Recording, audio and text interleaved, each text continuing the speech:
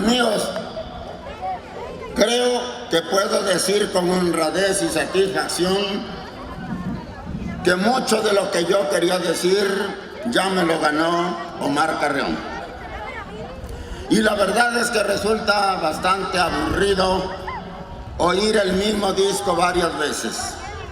De todos modos, haré mi esfuerzo por poner las cosas en la perspectiva que a mí me gustaría subrayar en este importante evento.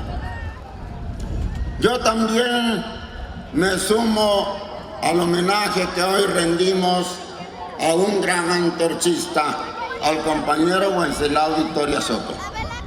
Y me sumo a él con mucho corazón, con mucho gusto, con mucha sinceridad, porque concuerdo plenamente en que este país necesita líderes, muchos líderes, pero no cualquier tipo de líder, y allí está el problema. Allí es donde está el problema, no en el número, sino en la calidad de los líderes.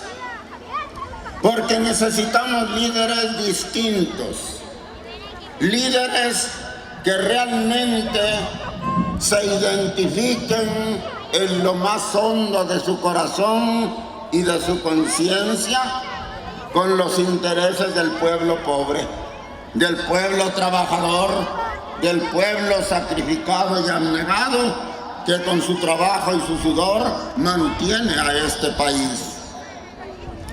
Porque necesitamos líderes honrados que no lleguen a los puestos públicos a enriquecerse y a enriquecer a sus amigos, a sus grupos, a sus mafias, sino que lleguen a trabajar realmente para paliar un poco la terrible situación del pueblo de México. Líderes trabajadores, laboriosos, que hagan todo lo que esté en sus manos para mejorar la suerte del pueblo de México. Líderes inteligentes y cultos que sepan trazarle al pueblo el rumbo del progreso y el rumbo de su liberación definitiva. Líderes, en resumen, que tengan como principio y fin, como el alfa y el omega de su conciencia y de su convicción política, trabajar para el pueblo, con el pueblo, del brazo del pueblo y dándole resultados palpables a este pueblo que lleva muchos años esperando esos resultados y que nunca acaban de llegarle. De esos líderes no hay, o hay muy pocos, para ser francos. Por eso, cuando nace uno de ellos, lo consideramos garbanzo de a libra. Y si como Wenceslao se nos va prematuramente, lo lloramos como una verdadera pérdida que muy difícilmente vamos a poder reponer. Así que permítanme rendir aquí un homenaje a ese gran michoacano, fundador del antorchismo en este estado, que todo lo dio sin recibir nada para beneficiar a su pueblo trabajador michoacano. Wenceslao Victoria, donde quiera que estés, recibe mi homenaje y estate seguro que mientras Antorcha viva, tú vivirás en la conciencia de todos los antorchistas. El hombre es un ser social. Ya lo dijo alguien en una frase un tanto cursilona, pero que creo que nos puede permitir entendernos. El hombre solo o sería un dios o sería una bestia, pero no podría ser el hombre tal como es hoy. El hombre es hombre precisamente porque es un ser social, porque vive en sociedad, porque se aglutina necesariamente con otros hombres y mujeres para entre todos crear la sociedad, crear los bienes que la sociedad necesita, producir lo que la sociedad necesita para vivir y finalmente crear también las condiciones para que el hombre se eleve espiritualmente sobre su biología, sobre sus instintos, sobre sus necesidades físicas, para intentar, como dijo alguien, tocar el cielo con la frente. El hombre necesita también hacer cultura, hacer ciencia, hacer poesía, hacer música, hacer baile, crear arte, crear literatura, crear belleza en el mundo, porque si ya de por sí este mundo está lleno de pobreza y de mugre y de tristeza y de dolor, si no existieran los creadores de belleza, yo creo que la humanidad solita hace mucho que ya se habría suicidado.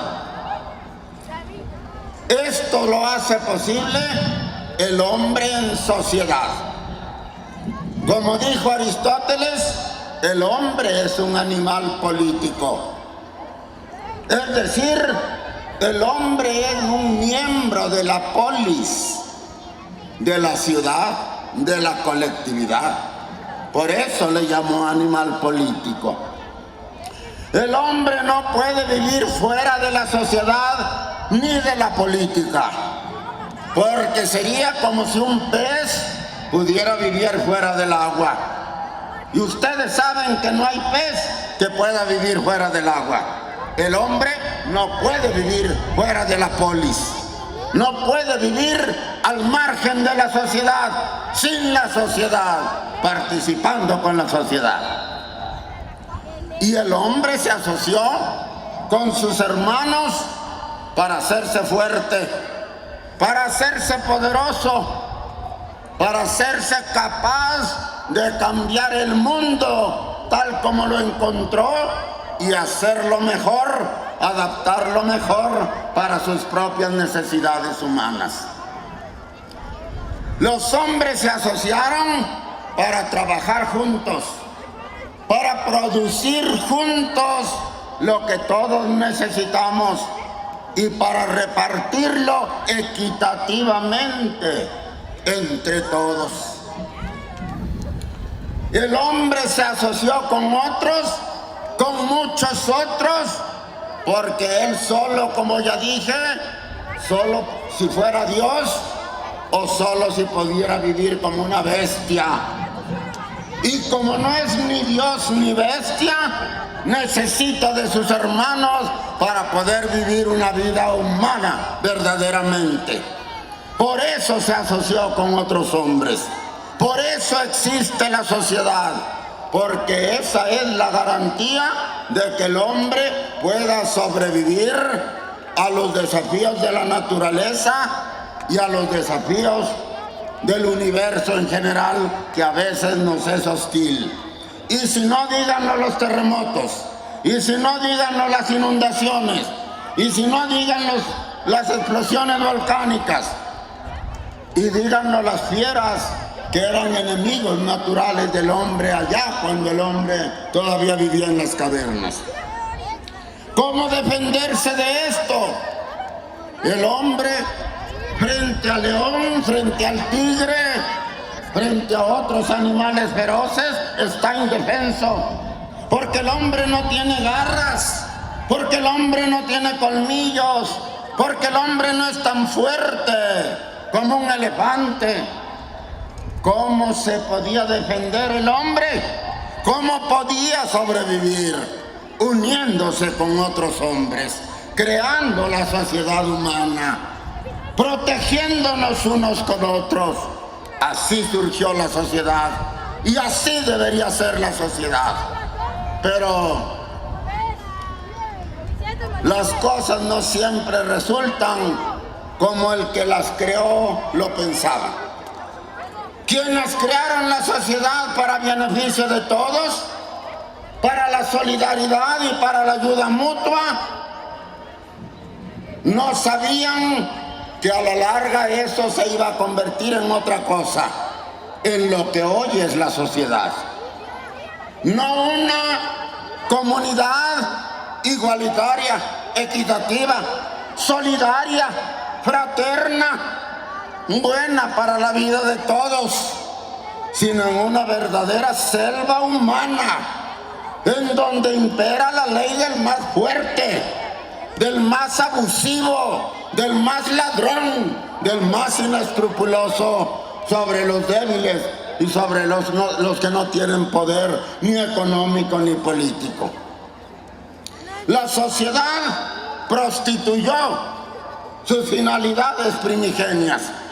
La sociedad actual no era la que los hombres de antaño crearon o para lo que los hombres la crearon. Ahora producimos riqueza, mucha riqueza. Ahora la humanidad produce más riqueza que nunca antes en toda la historia del hombre. La economía neoliberal que dijo Marx tiene todas esas características negativas que él dijo, es cierto. Pero, ¿por qué existe? ¿Por qué sobrevive? ¿Por qué derrotó al socialismo? Porque el capitalismo, porque la sociedad liberal, porque el neoliberalismo tiene una gran virtud, y que es su capacidad para organizar la producción social y hacerla más efectiva. No hay por qué no decirlo. El capitalismo es la forma de producir riqueza más eficiente que el hombre ha inventado hasta el día de hoy. Por eso es que es cierto que hoy producimos más riqueza que nunca en la historia del hombre. Nos estamos ahogando en riqueza. Vean ustedes, edificios hermosos por todos lados, tiendas llenas de mercancías de todo tipo, de víveres, de ropa, de zapatos, automóviles, trenes, aviones. Todo eso se llama riqueza y todo eso lo producimos nosotros con nuestro trabajo y con nuestras manos, pero organizados por la economía neoliberal. Esa es la verdad. Hoy el hombre produce más riqueza que nunca.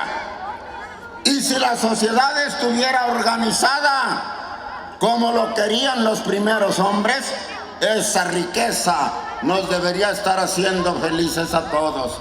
Pero ahí está el problema. Esa riqueza, esa abundancia está secuestrada por unos pocos.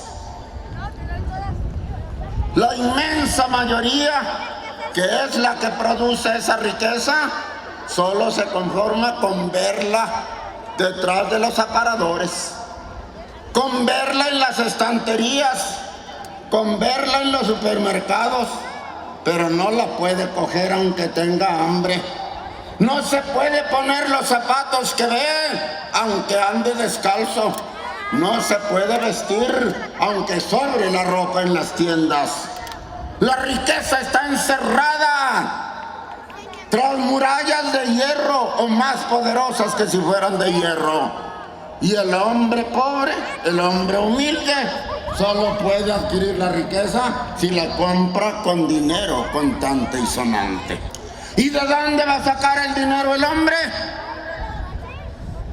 La respuesta es muy clara: de su trabajo, de su sudor. Pero ¿qué pasa en una sociedad donde no hay trabajo?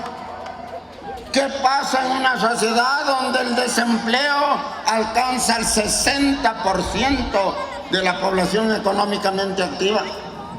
Y no me van a dejar mentir, porque el dato lo da el Coneval y lo da el INEGI.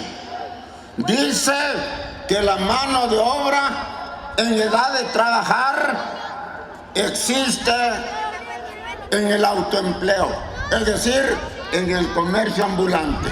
El 60% de la mano de obra en edad de trabajar está en el comercio ambulante, o sea, desempleo disfrazado. El gobierno reconoce el 5% de desempleo abierto. Entre el 5% de desempleo abierto y el 60% de desempleo disfrazado, tenemos el 65% de desempleados en este país. ¿Qué ingreso tiene esa gente? Lo que Dios le da a ganar ese día. Por eso cuando venden algo se persignan varias veces para que ese día les vaya bien y puedan llevar algo para el alimento de la familia. El ambulantaje no es empleo, no nos hagamos tontos. Es una manera de desfogar el desempleo. Y los que tienen empleo, que son la minoría, ganan una miseria de salario. La OCDE, que no es sospechosa de izquierdismo, dice que México es el país que paga los más bajos salarios de toda América Latina. Los más bajos salarios. Y en contraste, el trabajador mexicano es el que trabaja más horas en el mundo. Ese es el pueblo de México. Trabajamos como animales para un salario de mendigos. Y por eso toda la riqueza que el capital produce, que producimos nosotros, es una riqueza que no disfrutamos. Porque la cuchara con que debemos sacar la sopa que comemos se llama salario. Y esa cuchara o es muy chiquita o de plano no existe. Y entonces no podemos sacar sopa de la olla común. Las mercancías están para los que las pueden pagar y se acabó. En una palabra, como decía yo hace poco, que creo que me escuchó el doctor Ramón Ojeda, hoy producimos más riqueza que nunca, pero paradójicamente hoy hay más pobreza que nunca en la historia de México y del mundo. Dije en esa ocasión a la que me refiero, y hoy lo repito, la Oxfam, otra organización nada izquierdista, dijo hace 2 años que le hice informe que había 86 millonarios en el mundo. Fíjense bien, 86 gentes que tenían la misma riqueza que la mitad más pobre de la humanidad. Los seres humanos somos hoy, números redondos, 7,000 millones de hombres y mujeres. 7,000 millones. La mitad somos 3,500 millones. Y 86 ricachos tienen tanto dinero como 3,500 millones de pobres. Y eso era hace 2 años. El informe de la Oxfam de este año dice que ya no son 86, que ya nada más son 64 los multimillonarios. Y los pobres ya no somos 3,500 millones, ya somos más de 4,000 millones de pobres en la tierra. ¿Cómo es posible este absurdo? ¿Cómo es posible esto, compañeros? 64 ladrones acaparan tanta riqueza como la mitad de la humanidad. Ese es el capitalismo, ese es el neoliberalismo. muy buen productor de la riqueza, pero no la reparte. La concentra en unos cuantos aborazados, en unos cuantos aprovechados, y a los demás que nos lleven los diablos. De hambre y de frío y de enfermedad y de ignorancia y de falta de agua potable, y etcétera, etcétera. Tenía razón Rubén C. Navarro, poeta michoacano, que dijo: desde que tú faltaste, no ha faltado el ruego de los que padecen injusta opresión.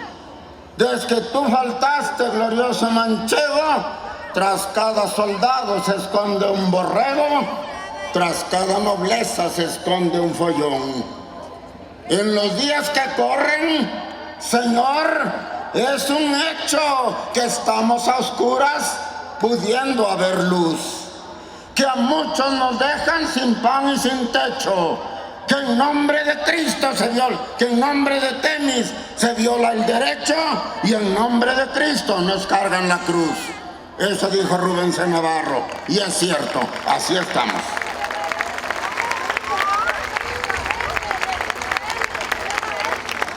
El neoliberalismo, resumo y me voy, es bueno para producir riqueza, pero no la reparte. No la reparte. Los economistas a los que hacía alusión Omar crearon la teoría del goteo, decía yo hace poco. Según ellos, hay que dejar que el rico sea cada vez más rico, como decía Omar.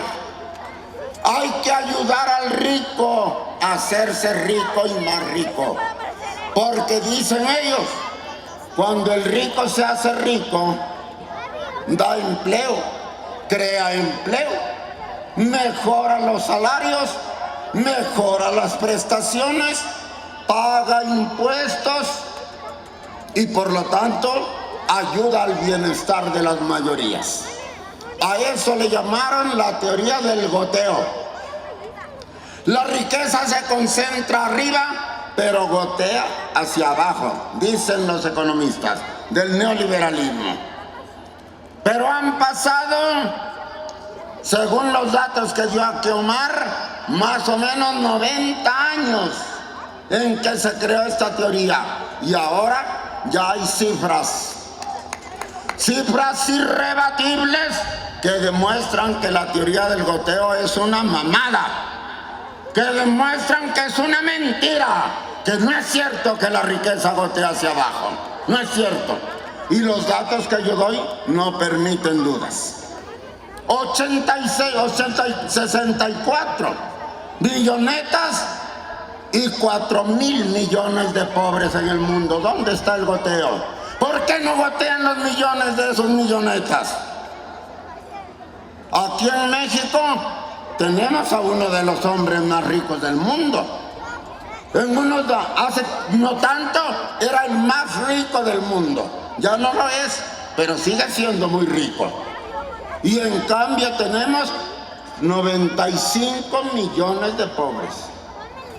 Somos 120 millones. Así es que apenas 25 millones escapan a la línea de la pobreza. En los 95 millones restantes estamos pobres. ¿Por qué no gotea la riqueza de Slim? ¿Por qué no gotea la riqueza de Azcárraga? Yo quiero ver ese goteo, lo estamos esperando. Queremos que escurra la riqueza hacia los pobres, pero aquí nos vamos a quedar esperando, porque repito que eso no es cierto. Los datos no mienten, la teoría del goteo es una falacia. El capital concentra y concentra y concentra la riqueza. Y cada vez hay ricos más ricos, pero más poquitos. Y cada vez hay más pobres en número y más pobres en cuanto a la pobreza profunda que los agobia y que los martiriza.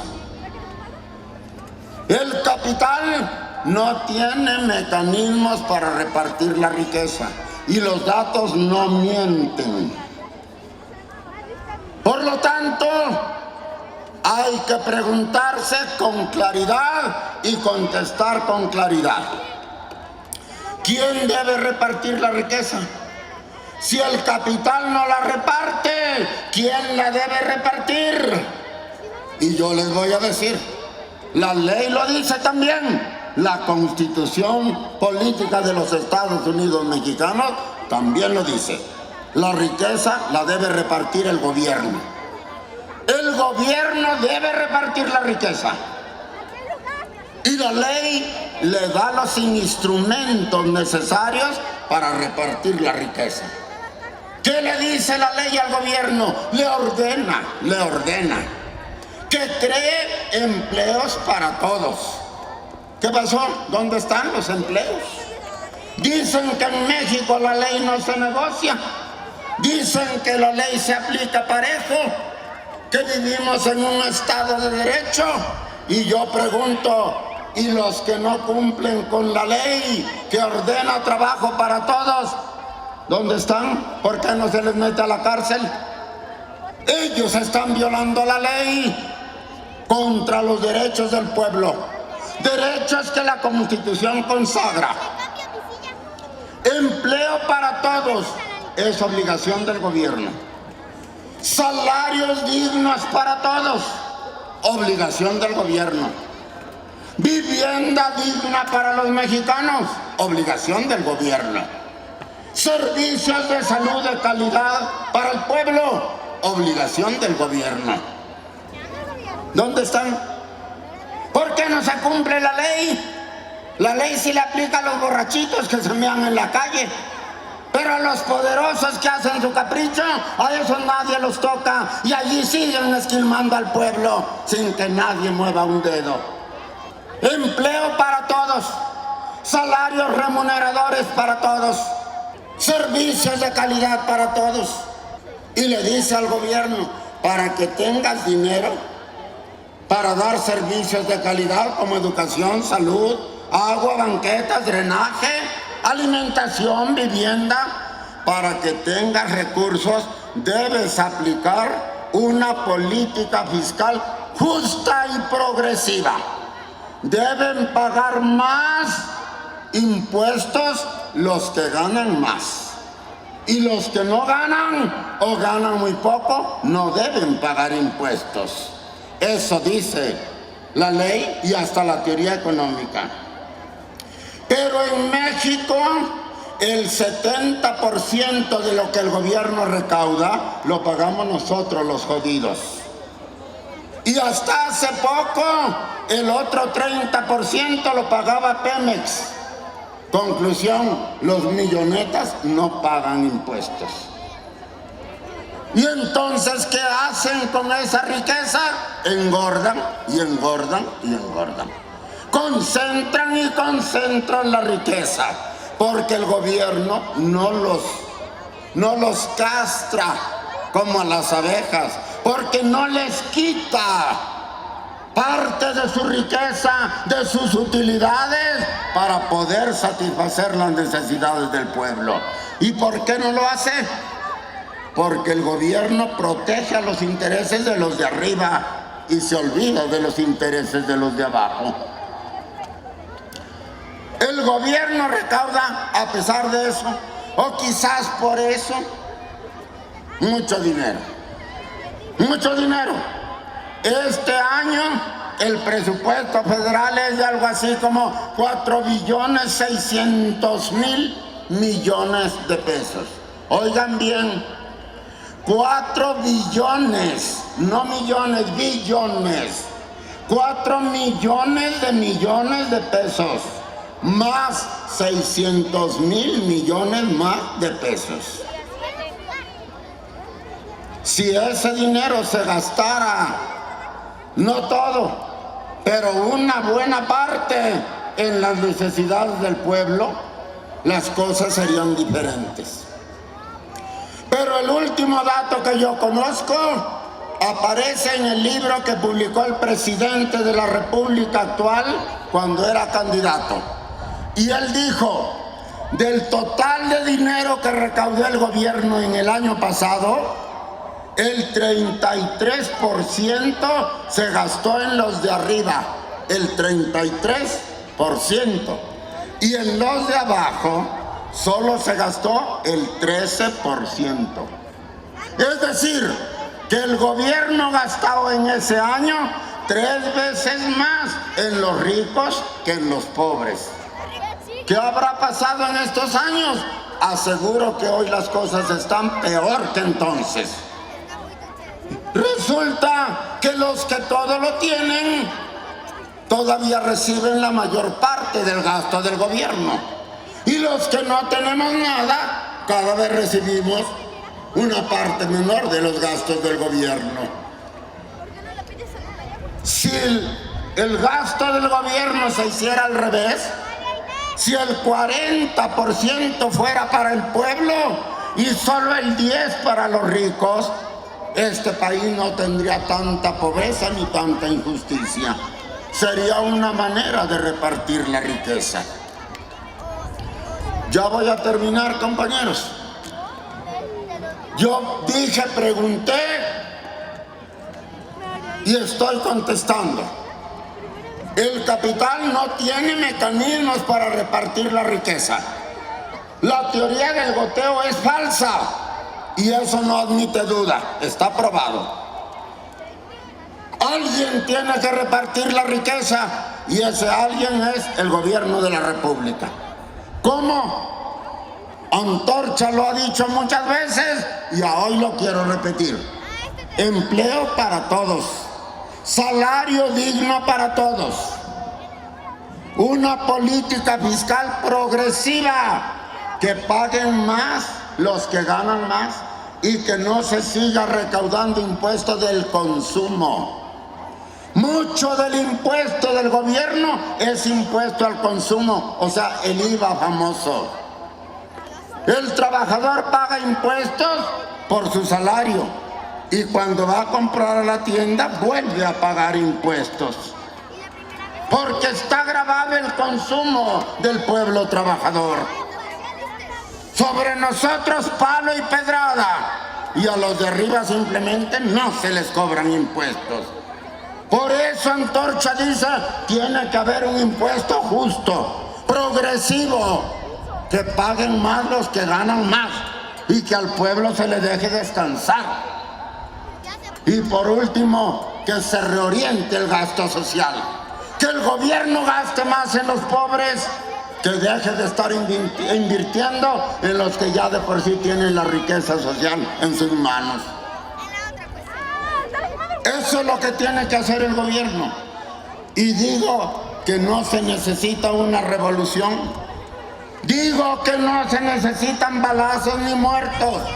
Todo lo que se necesita es que se aplique la ley. La Constitución General de la República, que es la que nos otorga estos derechos, que son obligaciones para el gobierno de la República. Pero la revolución ya va a cumplir 100 años de terminada, el año que entra. Acuérdense que oficialmente la revolución terminó en 1917 con la Constitución de Querétaro de 1917. En 2017 se cumplen 100 años de culminada la revolución. Y a 100 años de revolución, los campesinos siguen esperando justicia. Los pobres siguen esperando trabajo y salario digno. El pueblo sigue esperando educación, alimentación, vivienda, servicios de calidad, educación de calidad para sus hijos. Lo que la revolución peleó sigue haciendo falta al día de hoy y ya vamos a cumplir 100 años de revolución. Por eso, amigas y amigos, hay que ser realistas y hay que decir que este cambio que necesitamos, que este país más justo que demandamos, no va a venir si seguimos nosotros esperando que nos caiga del cielo.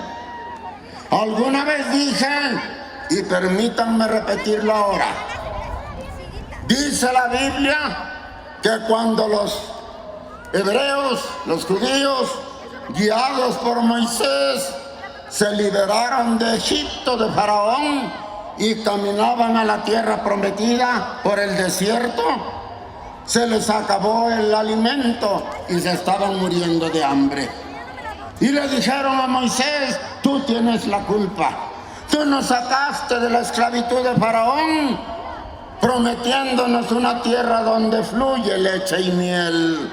Y ahora lo único que tenemos es hambre y arena. Arena y hambre. Danos de comer. Y Moisés, atribulado, dijo: Señor, dame de comer. Dale de comer a mi pueblo. Y dice la Biblia que llovió pan del cielo. Llovió maná. Así se llama en la Biblia el pan. Y el pueblo judío comió pan llovido del cielo. Pero ahora ya no llueve pan del cielo. No nos hagamos ilusiones. Ahora cuando más lloverán chingadazos, compañeros. Por lo tanto, ya no hay que esperar a que llueva pan. Hay que pararse a pelearlo. Hay que pararse a conquistarlo. Hay que ponerse a luchar para que cambie este país. Por eso, tiene razón Omar, y yo con él los llamo a que nos unamos, a que nos organicemos, a que crezcamos también, como dijo la Biblia, como las estrellas del cielo o como las arenas del mar. Que todo Michoacán pobre, que todo Michoacán trabajador reciba el mensaje antorchista, que reciba la convocatoria antorchista, que se sume al antorchismo para que juntos hagamos llover pan del cielo, compañeros, con nuestra lucha y con nuestra fraternidad y con nuestra decisión. Ahora el hombre tiene que conquistar el pan con el sudor de su frente. Los llamo a luchar, los llamo a unirse, los llamo a organizarse. Unidos somos invencibles, compañeros. Unidos somos invencibles. Unidos podemos hacer que ocurra lo que no ha ocurrido en 100 años de revolución. Que haya justicia para el pueblo. Que haya trabajo para todos. Que haya salario digno para todos. Que haya educación de calidad para todos los jóvenes y niños. Que haya salud para las madres y para sus hijos. Que haya salud para los ancianos. Que haya justicia. Que haya equidad para todos los mexicanos. Esa es tarea de nosotros, de ustedes y mía. Y si no nos unimos y no luchamos, entonces no nos quejemos de que nos sigan tratando con la punta del pie, de que nos sigan mirando como a los conejos chiquitos y orejones. Dijo el poeta, y es cierto, los tiranos parecen grandes porque los miramos de rodillas. Pero si el pueblo se levanta, se dará cuenta que es más grande que el tirano, más fuerte que el tirano, más poderoso que el tirano. ¿Quién construirá la felicidad del pueblo? ¿Quién? ¿Quién será ese poder que salve al pueblo de la injusticia y del hambre? El pueblo mismo, el pueblo mismo. Nosotros, pueblo, nosotros somos el problema, pero también somos nosotros la solución. Somos el problema, pero la solución está en nuestras manos. Vamos a poner manos a la obra, compañeros. Vamos a luchar para ser millones michoacanos. Vamos a ser millones, ¿sí o no? Vamos a luchar para ser millones, ¿sí o no? A ver las banderas arriba, compañeros. Arriba el espíritu, arriba el valor del michoacano. Vamos a unirnos, vamos a llevar el mensaje antorchista por los lagos azules y por los llanos dorados de esta tierra linda que se llama Michoacán. Michoacán, tierra de cantores, tierra de artistas, tierra de poetas, tierra de políticos. ¿No era de aquí don Melchor Ocampo? ¿No era de aquí el ilustre Morelos? ¿Y por qué el pueblo michoacano está ahora sobajado y humillado? ¡Arriba la frente, michoacanos! ¡Háganse dignos de Morelos! ¡Háganse dignos de Melchor Ocampo! Yo los llamo a que levanten la bandera y la frente y a que unidos hagamos un México mejor entre todos. Muchas gracias.